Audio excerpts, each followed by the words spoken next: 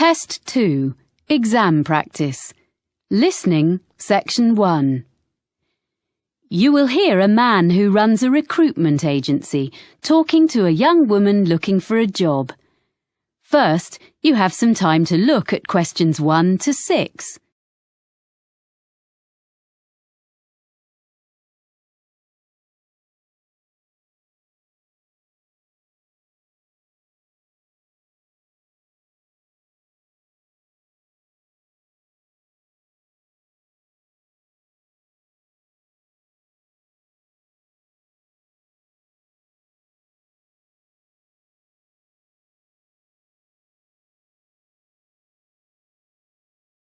You will see that there is an example that has been done for you.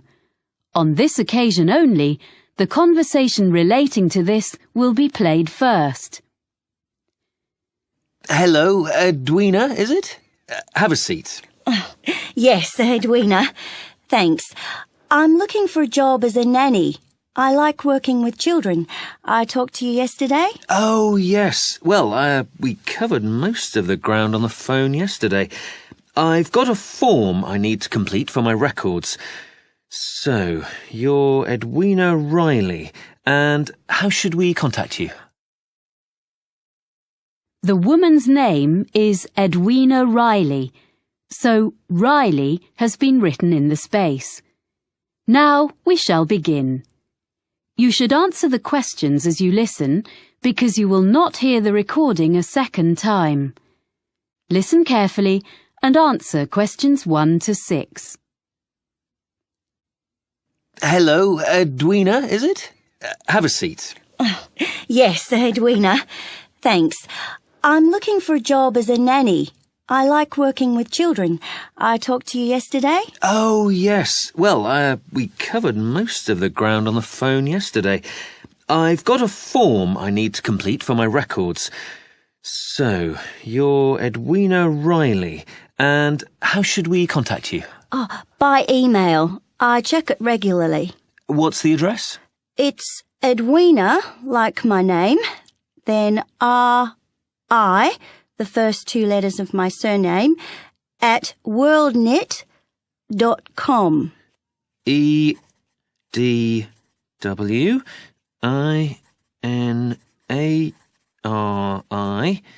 at worldnet.com? Yes. Good. And you're from Australia? Actually, I'm a New Zealander. Oh, I'm sorry. I bet it's really irritating being told you're an Australian. Like Canadians being asked what part of the States they're from. I'm used to it. It happens to us all the time. And now, you said on the phone that you could bring me some references. One from someone who's known you in a professional capacity and one personal one. Oh, yeah. Here's one from John Keane, who was the manager at the Play Centre in Wellington, where I worked for 3 years after I left school. It's got all his contact details on. Thank you. So, this was your last employer? Yes, apart from a bit of waitressing recently, but that was just temporary. I'm sure John will answer any questions if you contact him. We do run checks, yes. And a personal reference? Oh, you can contact the friend of my mother's I'm staying with here in London, Eileen Dorsini. She's a professor. She's known me all my life because she used to be our neighbour back home when she was a primary school teacher there. Now she's working here at the Institute of Education. Oh, good. I've got her contact details here for you. Thanks. I think I have some jobs to suit you. Oh, do you have any practical qualifications, by the way? Life-saving, music, anything? I've got an up-to-date first aid certificate. I did a course when I was working. That's good. First aid. Anything else? Well, I've got a driving licence, as I told you on the phone, but that's not special, you said. Almost everyone needs that, really. I've got a sailing qualification. It's a certificate of competence. So you're a yachtswoman? I love sailing. Well, I'll note you have a certificate. Before you hear the rest of the conversation, you have some time to look at questions 7 to 10.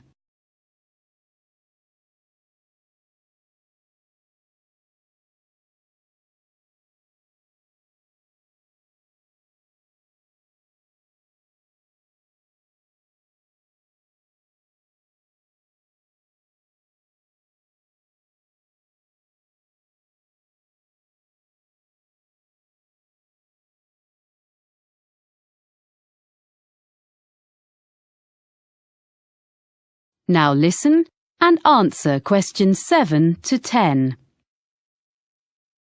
Now, as I mentioned yesterday, there are 3 families, and the job description is much the same for all of them, as I explained.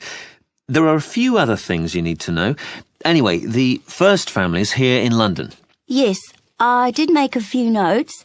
London, that's the Bentons with 2 children? Yes, that's right. A girl of 3 and her brother, who's 8. The little boy has a quite serious food allergy. Did you learn about things like that on your course? Oh, well, I know what to do if someone has an allergic reaction. Good. But what they mainly want is someone with an interest in sport, as, well, that's the kind of family they are. Oh, that's okay. I'll enjoy that. Good. Now, the next people are in the country near Oxford. Oh, yeah, the Grangers? Yeah, so they have twin boys of 5 who are a bit of a handful, I suspect. But it's a lovely place, quite a grand house, and the family is extremely welcoming. They keep horses. Do you ride? I did when I was younger.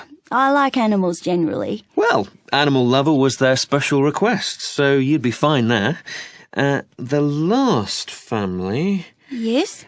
I don't think I told you. They live in Scotland. Really? What's their name? Campbell. Oh, yes. And they have 4 girls under 10? That's it. They have a lovely city flat, and they own a small island. Wow! Actually, you might get on with them very well. They particularly wanted someone who would be prepared to cook when they go camping on the island. Camping would really suit me, and I'm used to taking my turn doing the food, but it is a long way from London. Yeah, well, you can think about it. Then, as soon as I've checked your references, we can arrange for you to talk to all of the families. Right. Thanks very much. Thank you. I'll email you as soon as I can. That is the end of section 1. You now have half a minute to check your answers.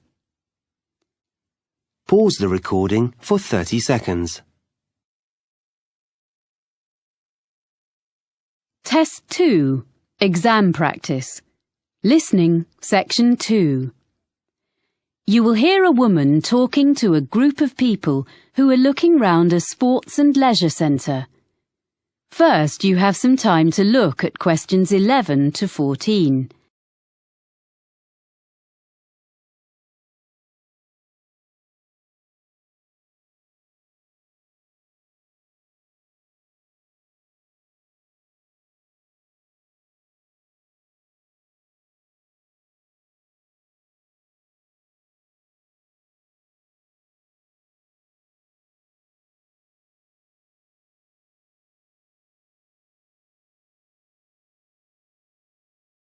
Now listen and answer questions 11 to 14. Ladies and gentlemen, I'm very pleased to be able to welcome you to Cityscope, our lovely modern sports and leisure facility.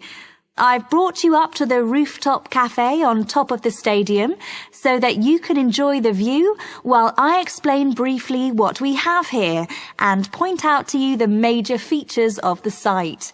Then we'll go round and have a look at ground level. Oh, that'd be interesting. I'm glad. We're extremely proud of this new facility. You see, when the project was first discussed, we expected that a multinational company would give us half our funding, and the central government grant would make up most of the rest, with a smaller contribution from local business. Well, we'd got quite far into the planning stage when the multinational pulled out, and both central and local government decided they couldn't afford anything. So we ended up with a beautiful project, a small amount of sponsorship promised by local organisations, and nothing else. We thought we'd never build it. But at the last moment, we had an amazing donation of several £1 million from a national transport company. And that got us going again. And we managed to get all the rest from local fundraising. There's hardly a street in the city that hasn't made its contribution one way or another. So there's a true sense of local ownership here. So this is what we got. We wanted a new stadium because the 1950s football stadium is on the other side of town and is shortly due to be pulled down and built over. This site was the old airport, with some playing fields on one side of it and a few buildings from the 1930s when the airfield first opened. So we were able to plan a new stadium with plenty of room for all the things people wanted. The playing fields have been upgraded and refenced, so they are now a set of top-quality outdoor pitches for amateur football, hockey and so on. We have both sports and other entertainments here. We want to encourage all kinds of people onto the site and hope some of them may come to use the cinema or the cafe and end up trying the fitness centre. These are all grouped together. The cafe is in the original 1930s passenger hall, and the architects have managed to retain some of the elegant style of the building. The other buildings, like the control tower, which would have made a great feature, and the aircraft hangars, which we had hoped might house the fitness centre, were unfortunately not structurally sound enough to preserve. So everything else is newly built, opened in 2010. Before you hear the rest of the talk, you have some time to look at questions 15 to 20.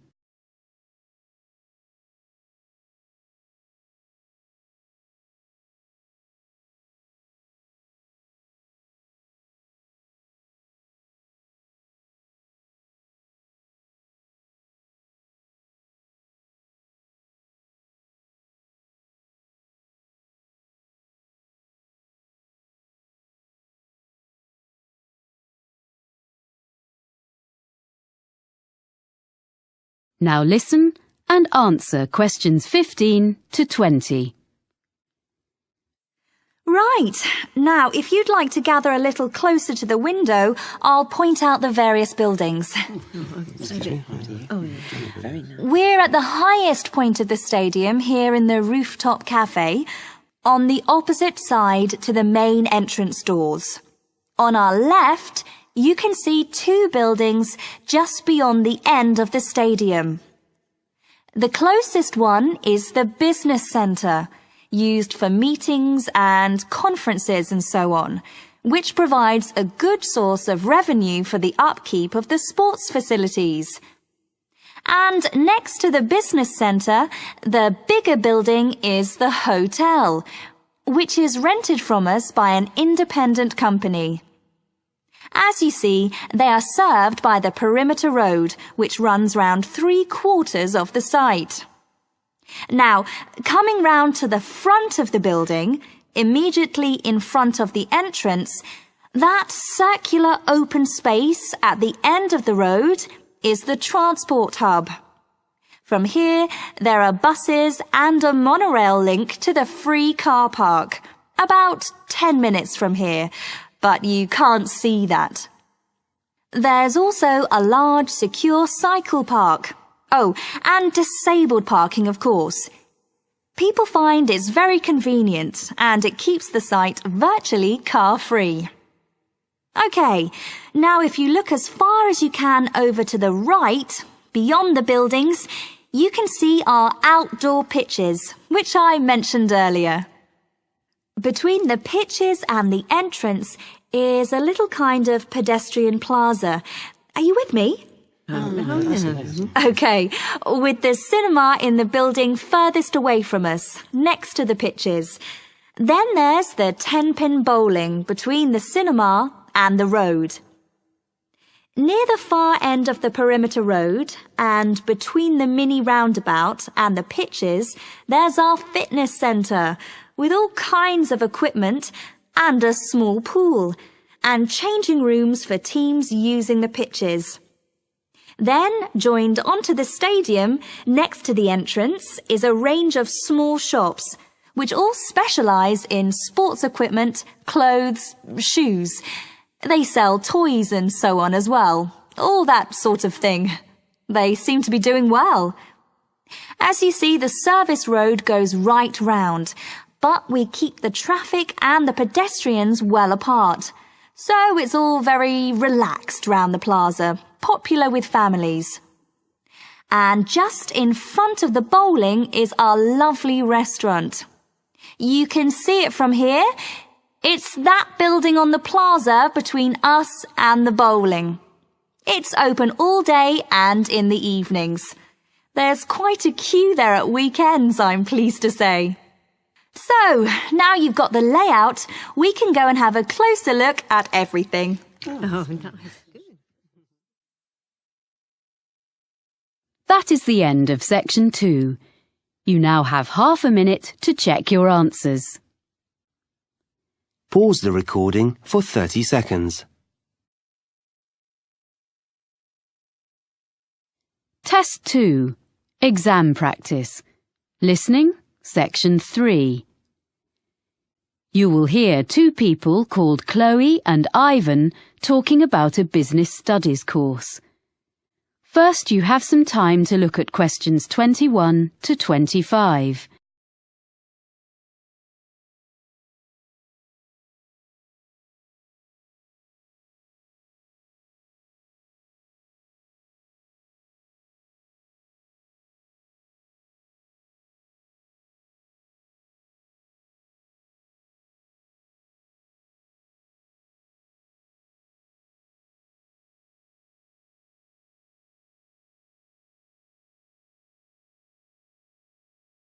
Now listen carefully and answer questions 21 to 25. Oh, hi, Ivan. Oh, hi, Chloe. I'm glad I bumped into you because I've been looking at this prospectus about courses at the university. I'm thinking of doing a business studies degree. Isn't that what you're doing? Yes, I'm about to start my 3rd year. I think you'd enjoy it. Is there something on the course that you're not sure about? Well, you know I've been working for a publisher for the last 4 years as a production assistant. That will be really valuable experience because a lot of people go to university straight from school and don't have that kind of background. Yeah, I know.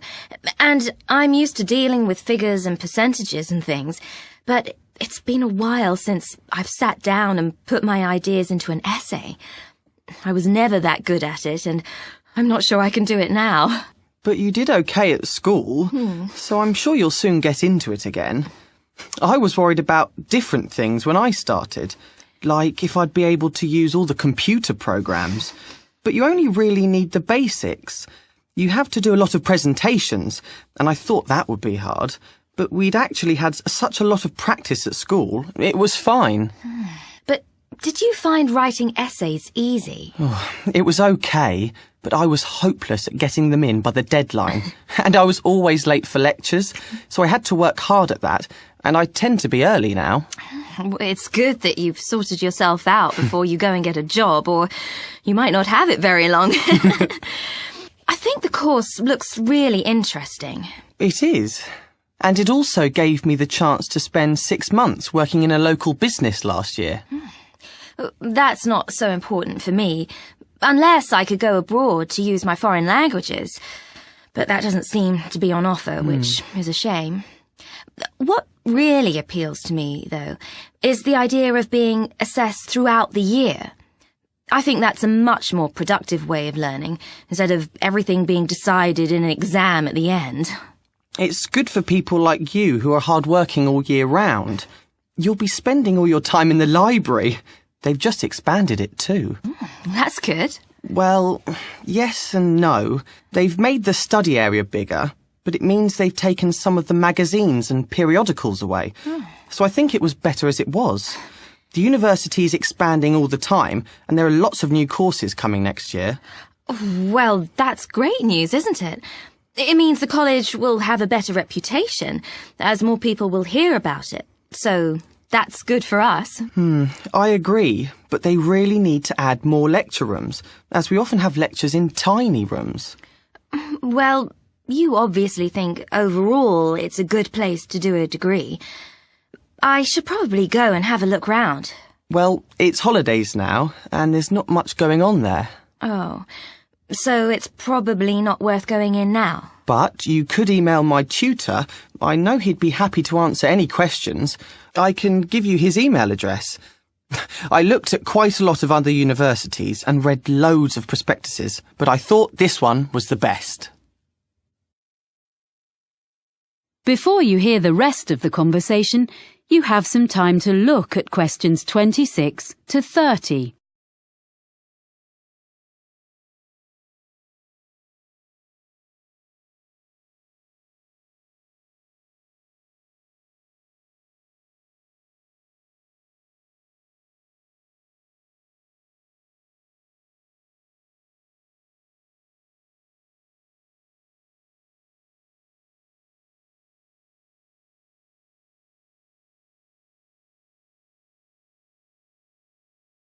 Now listen and answer questions 26 to 30. I was a bit unsure about all the different subjects you can choose on this course. Well, I can tell you a bit about them. There are some subjects you have to do, and some that you can choose. The most interesting course I've done is public relations. From what I've read, it doesn't look very demanding. Some of it is really just common sense. But it will be really useful if you want to go into marketing or advertising. That's true. But I need to find out a bit more about it first before I decide if it will really help me. It's difficult to tell from the prospectus. But you are interested in marketing? Oh, yes. Well, you can choose a marketing course. I wasn't very impressed with that course, actually. The tutor didn't make it very interesting. It's good to put on your CV that you've done a marketing course, though.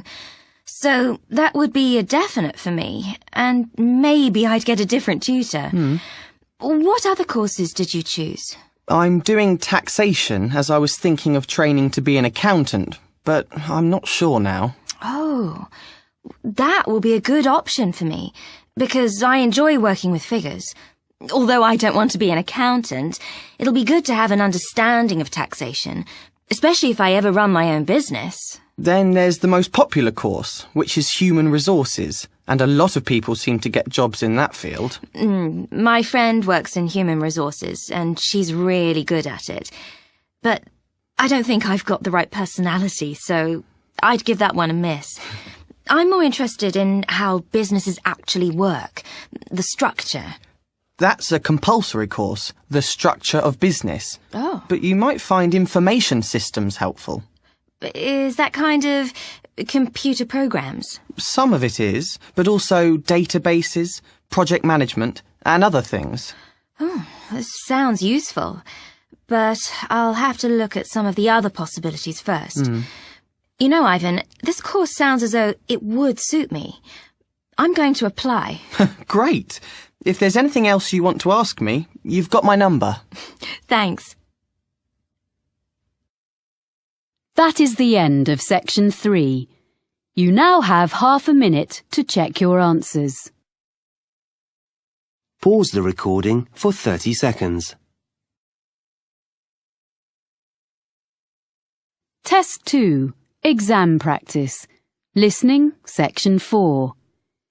You will hear a talk by a meteorologist about weather forecasting. First, you have some time to look at questions 31 to 40.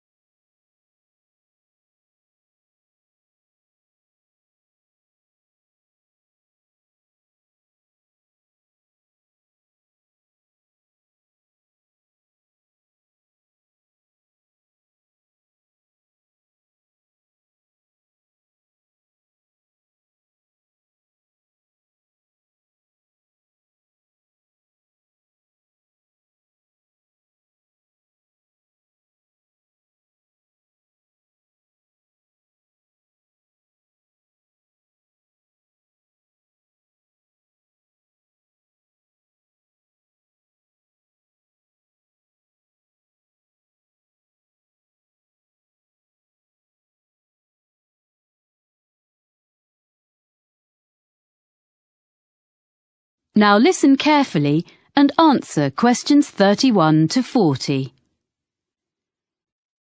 I work for the National Weather Service, and as part of your course on weather patterns, I've been asked to talk to you about how we predict the weather.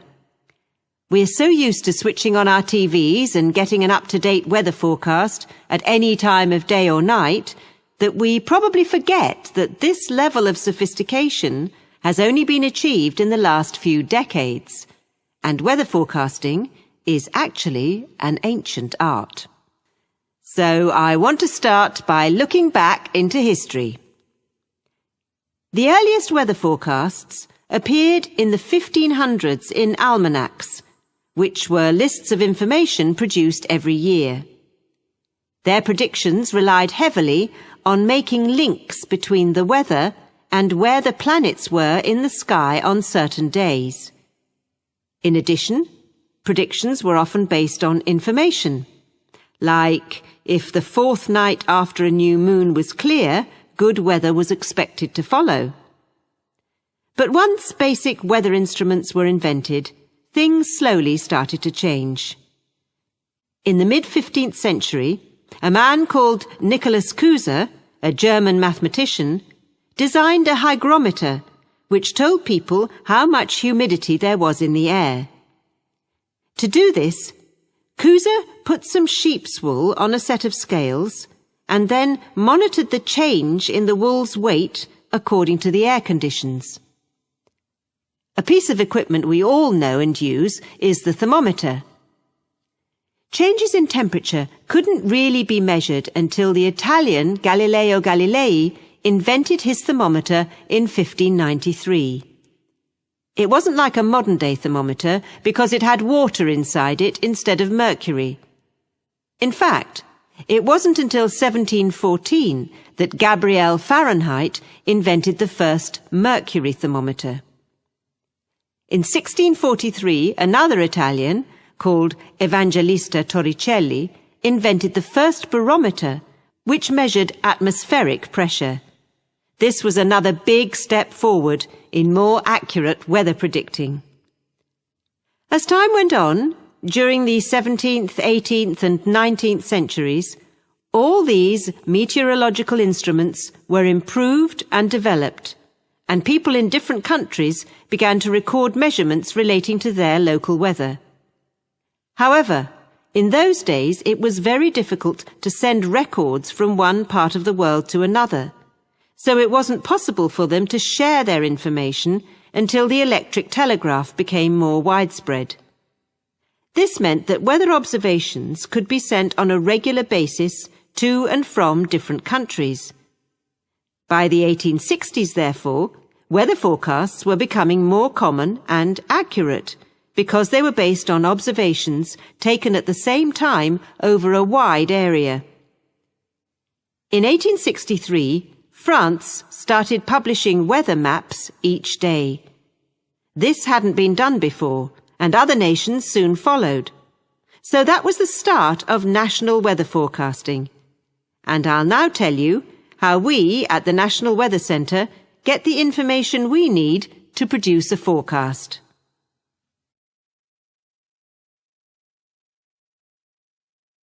Even today, one of the most important methods we use is observations, which tell us what the weather is doing right now. Observation reports are sent automatically from equipment at a number of weather stations in different parts of the country. They are nearly all based at airports, although a few are in urban centres. The equipment senses temperature, humidity, pressure, and wind speed direction. Meteorologists also rely really heavily on satellites, which send images to our computer screens. What we see on our screens is bright colours. Orange represents dry air, and bright blue shows moisture levels in the atmosphere. The satellites are located 22,000 miles above the surface of the Earth, and it's amazing that despite that distance, it's possible for us to make out an individual cloud and follow it as it moves across the landscape. In addition to collecting data from the ground, we need to know what's happening in the upper levels of the atmosphere. So a couple of times a day, from many sites across the country, we send radio sondes into the air. A radio sonde is a box containing a package of equipment, and it hangs from a balloon which is filled with gas. Data is transmitted back to the weather station. Finally, radar. This was first used over 150 years ago and still is. New advances are being made all the time, and it is one method for detecting and monitoring the progress of hurricanes. Crucial information is shown by different colours representing speed and direction. Radar is also used by aircraft, of course. All this information from different sources is put into computer models, which are like massive computer programs. Sometimes they all give us the same story, and sometimes we have to use our own experience to decide which is showing the most accurate forecast, which we then pass on to you. So, I hope next time you watch the weather forecast, you'll think about how we meteorologists spend our time. And maybe I've persuaded some of you to study meteorology in more depth. That is the end of section 4.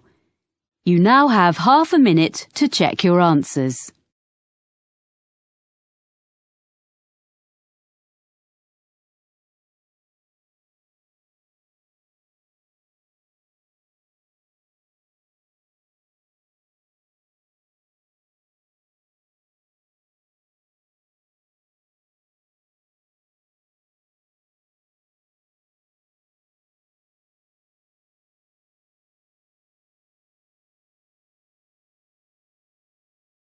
That is the end.